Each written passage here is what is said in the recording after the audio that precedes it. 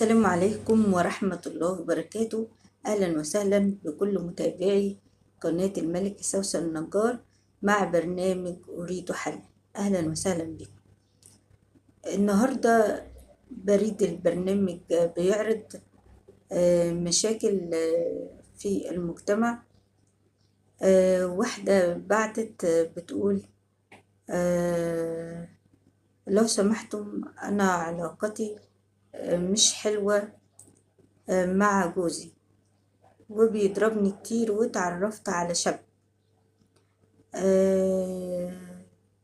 وحبينا بعض وبنمارس جنس بالفون، بس مش قابلته.